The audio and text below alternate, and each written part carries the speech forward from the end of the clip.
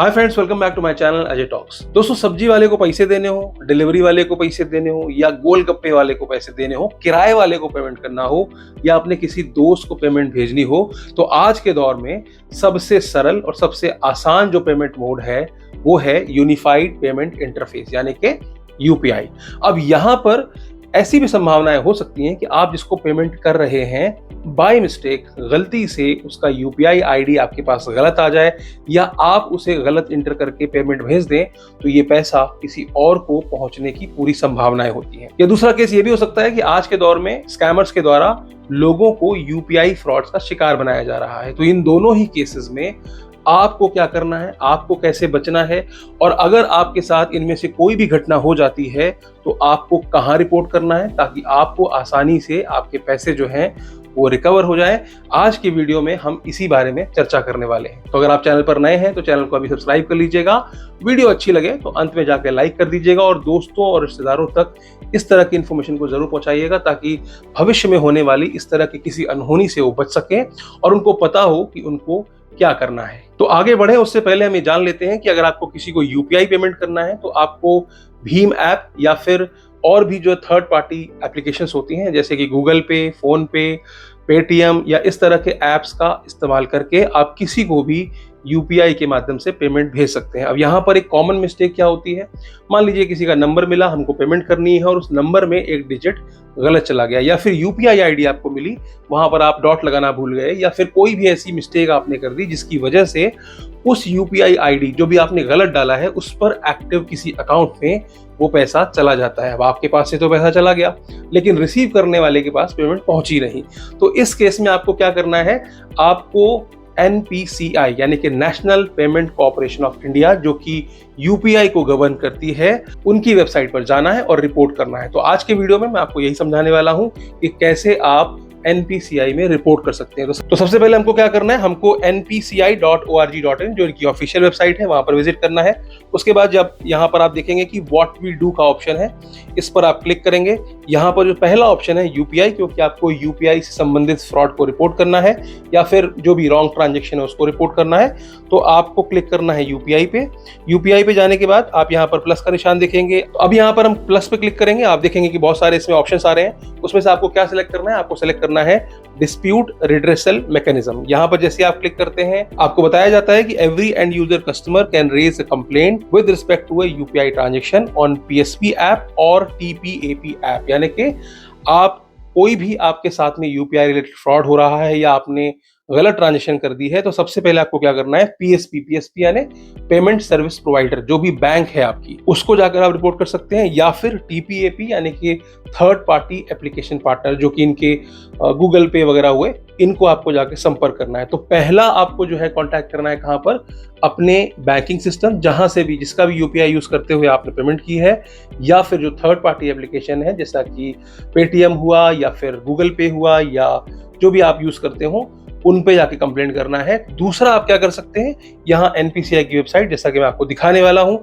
यहाँ पर आपको कंप्लेंट करनी है। किस तरह से आप कंप्लेंट करेंगे, आप नीचे जाते हैं, ट्रांजैक्शन पे क्लिक करते हैं। ट्रांजैक्शन पे क्लिक करने के बाद सेलेक्ट नेचर ऑफ ट्रांजैक्शन, आपने क्या गलती की, क्या किया है, तो वहां पर आप देखेंगे कि उस ड्रॉप डाउन में पर्सन टू पर्सन और पर्सन टू मर्चेंट, यानी कि अगर आपने किसी बंदे को पेमेंट किया है तो यहाँ पर आप पर्सन टू पर्सन सेलेक्ट करेंगे कि भाई गलती हो गई, किसी बंदे को पेमेंट चली गई। और अगर आप पर्सन टू मर्चेंट यानी कि आपने कोई खरीदारी करी है किसी ऑनलाइन वेबसाइट से या कुछ इस तरह से, जैसे डिलीवरी वाले आते हैं वहां पर गलत कुछ स्कैन होकर के पेमेंट चली गई है, तो वहां पर आपको पर्सन टू मर्चेंट सेलेक्ट करना है। अब चलते हैं पर्सन टू पर्सन पे।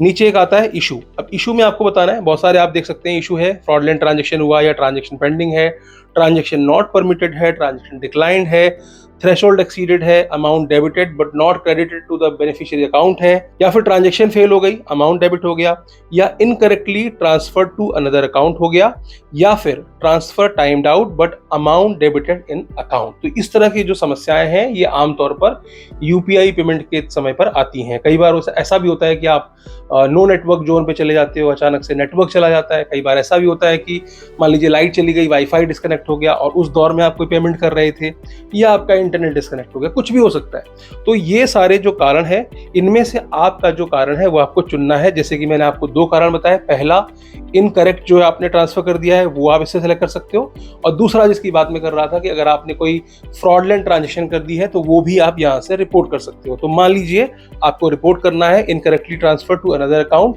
तो आप यहाँ पर क्लिक करते हैं। उसके बाद कमेंट्स, अब यहाँ पर आपको एक अपनी छोटा सा कमेंट आपको लिखना है जिसमें आप अपना ब्रीफली बताएंगे कि क्या मिस्टेक हुई या फ्रॉड ट्रांजेक्शन हुआ, जो भी कुछ हुआ उसको आप एक ब्रीफ में समझाएंगे। मैं ऐसा कर रहा था, वैसा कर रहा था, ये जो भी कुछ हुआ आपके साथ में वो कहानी आपको यहाँ लिखनी है। उसके बाद ट्रांजेक्शन आईडी। अब ट्रांजेक्शन आईडी क्या होती है? जब आप किसी को यूपीआई पेमेंट करते हैं तो आप देखना वहाँ पर एक ट्रांजेक्शन रेफरेंस आईडी होती है, ट्रांजेक्शन आईडी होती है जो 12 डिजिट की होती है। मैं यहाँ पे दिखा देता हूँ आपको सैंपल में। तो ये जो आईडी है इसको आपको कॉपी करना है। आप किसी भी, चाहे आप थर्ड पार्टी ऐप से कर रहे हो, चाहे आप डायरेक्ट कर रहे हो, हिस्ट्री ट्रांजेक्शन में जाएंगे वहां पर आपको ये मिल जाएगी। आपको वो क्या करना है, यहाँ पर कॉपी करना है। उसके बाद आपको अपनी बैंक का नाम सेलेक्ट करना है, कोई भी बैंक है, मान लीजिए एयरटेल पेमेंट बैंक है, आपने सेलेक्ट कर लिया। उसके बाद अगला ऑप्शन है वीपीए यानी कि वर्चुअल पेमेंट एड्रेस, यानी कि आपकी यूपीआई आईडी, वो आपको यहाँ पर फिल कर देनी है। उसके बाद आपको डालना है amount, date of transaction, email ID डालनी है आपको अपनी, क्योंकि कम्युनिकेशन जो होगी वो आपके पास तक ईमेल आईडी पर पहुंचेगी। आपको अपना रजिस्टर्ड मोबाइल नंबर डालना है जिस पर की कंप्लेंट आपकी फॉरवर्ड की जाएगी, और साथ में ही आपको क्या अटैच करना है, बैंक अकाउंट का स्टेटमेंट, यानी कि वो ट्रांजेक्शन जो कि आपके बैंक अकाउंट के स्टेटमेंट में रिफ्लेक्ट कर रही हो उसका स्क्रीनशॉट उठा करके आपको यहाँ डालना है। एंड मेक श्योर कि वो जो स्क्रीनशॉट की कॉपी है वो 2 MB से ऊपर नहीं होनी चाहिए। उसके बाद आपको क्या करना है, आपके पास उसको सबमिट कर देना है और आपकी कंप्लेन रजिस्टर हो जाएगी। तो इस तरह से आप कोई अननोन ट्रांजेक्शन जो कि आपने गलती से किसी को कर दी है, या फिर कोई फ्रॉड ट्रांजेक्शन, यानी कि जो भी हम आजकल स्कैम्स देखते हैं जहां पर आपने बाय मिस्टेक, आपको पता नहीं था कि ये फ्रॉड एक्टिविटी है और आपने इसको वहां जाकर के पेमेंट कर दी है, तो आप उसको भी यहाँ पर रिपोर्ट कर सकते हैं। अब यहाँ पर गारंटी तो देखो कोई नहीं है, क्योंकि जरूरी नहीं है कि आपने रिपोर्ट कर दिया है तो आपको पैसे मिल ही जाएंगे, क्योंकि इसके पीछे एक प्रोसेस होता है। इस प्रोसेस पे हम यहाँ बात करने वाले हैं। तो प्रोसेस क्या होता है कि जैसे ही आप एनपीसीआई पे जाके कंप्लेन करते हैं तो वो क्या करते हैं, सबसे पहले ये चेक करते हैं कि रेसिपिएंट जो अकाउंट है वो अकाउंट किसका है, सेम बैंक का है या दूसरे बैंक का है। मान लीजिए आपका जो बैंक अकाउंट है वो आईसीआईसीआई में है और स्कैमर का या फिर जो अननोन ट्रांजैक्शन जिसमें हुई है वो भी आईसीआईसीआई में हुआ है। तो यहाँ पर क्या होता है, बैंक टू बैंक कम्युनिकेशन होती है। आपका जो भी बैंक मैनेजर है या जो भी बैंक के अधिकारी हैं वो उस ब्रांच को कम्युनिकेट करते हैं कि ये पेमेंट गलती से आ गई है, ये एक अनऑथराइज्ड ट्रांजेक्शन है। और उसके बाद वो जो बैंक होती है, रिसिपिएंट बैंक होती है, वो जिसको पैसे मिले होते हैं उनसे एक मैंडेट लेती है कि भाई क्या ये पैसे आपके हैं या नहीं है। अगर वो बंदा ये कहता है कि हाँ ये मेरे पैसे नहीं हैं, तो बैंक बहुत ही आसानी से उस पैसे का रिवर्सल कर देती है, यानी कि आपके अकाउंट में वो पैसे ट्रांसफर कर दिए जाते हैं। लेकिन फ्रॉड की स्थिति में ऐसा नहीं होता है, क्योंकि जिसके खाते में पैसे गए हैं वो बंदा क्यों बोलेगा कि ये पैसे मेरे पास गलती से आए हैं। तो आमतौर पर ऐसा होता है, ज्यादातर ऐसा होता है कि वो बंदा एक्सेप्ट नहीं करता, या फिर वो बंदा अननोन है, क्योंकि आमतौर पर क्या होता है कि फर्जी बैंक अकाउंट खोलते हैं फर्जी डॉक्यूमेंट्स के आधार पर, तो कोई बताने ही नहीं आता, कोई मैंडेट देने ही नहीं आता, बैंक वाले पूछते रहते हैं और वहां पर आपको कोई जवाब नहीं मिलता। कोई जवाब नहीं मिलता, उस स्थिति में आपको क्या करना है, तो 30 दिन तक अगर आपको आपके बैंक से या फिर जो भी आपको एनपीसीआई में आपने कंप्लेंट की है उसके अंदर कोई जवाब नहीं मिलता है, तो आपको अगला स्टेप उठाना है। अगला स्टेप क्या उठाना है, आपको आरबीआई के लोकपाल यानी कि आरबीआई ओम्बड्समैन में जाकर कंप्लेंट करनी है। आपको अपनी पूरी डिटेल्स बतानी है कि ऐसे ऐसे हुआ था, मैंने सबसे पहले अपने बैंक को अप्रोच किया या अपने यूपीआई पार्टनर को अप्रोच किया, मैंने एनपीसीआई में जाकर के कंप्लेंट रजिस्टर की, उसकी कॉपी ये है, और उसके बाद आप उस आधार पर आरबीआई ओम्बड्समैन में जाके कंप्लेंट करते हैं। तब जाकर के आरबीआई जो है आपकी कंप्लेंट पर कार्रवाई करता है और यहां से आपको पैसे मिलने की संभावनाएं होती हैं। अब इतना कुछ करने के बाद भी अगर आपको पेमेंट नहीं मिलती है तो देखो भैया, मुझको कमेंट्स में आके गाली मत देना, क्योंकि ये प्रोसेस है वो मैंने आपको समझा दिया है कि गलती से गया हुआ पैसा या फ्रॉड में गया हुआ पैसा, आप अपना काम जरूर कीजिएगा। ये मत सोचिएगा कि सिस्टम तो ऐसा है वैसा है, मिलेगा या नहीं मिलेगा।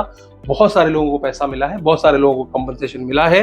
तो उम्मीद करता हूं कि आपको ये पूरा प्रोसेस समझ में आ चुका होगा और आप भी ऐसी किसी स्थिति में पड़ने के बाद कंप्लेंट जरूर दायर करेंगे। और जिनके साथ फ्रॉड हुआ है उनको मैंने जैसे कि पहले भी वीडियोस में बताया है, आपको साइबर कंप्लेंट भी करनी है। तो साइबर कंप्लेंट के साथ साथ आपको ये कंप्लेंट्स भी करनी है और कोशिश करते रहना है अपनी तरफ से। बाकी मिलेगा या नहीं मिलेगा ये तो देखिए लक पर निर्भर करता है, क्योंकि सबसे पहली और सबसे जरूरी चीज ये है कि आप जब भी कोई पेमेंट करें तो ये चेक कर लें या आप किसको पेमेंट कर रहे हैं, या आपने सही एड्रेस डाला है या नहीं डाला है। तो आज के लिए सिर्फ इतना ही, फिर मिलेंगे किसी और वीडियो में। अगर आपको वीडियो अच्छी लगी हो तो लाइक कर दीजिएगा, चैनल पर नए हो तो सब्सक्राइब करते हुए जाइएगा और दोस्तों रिश्तेदारों को शेयर कर दिया करो उस तरह के वीडियोस, उनके काम आएंगे। तो इस वीडियो में अंत तक बने रहने के लिए आपका बेहद शुक्रिया।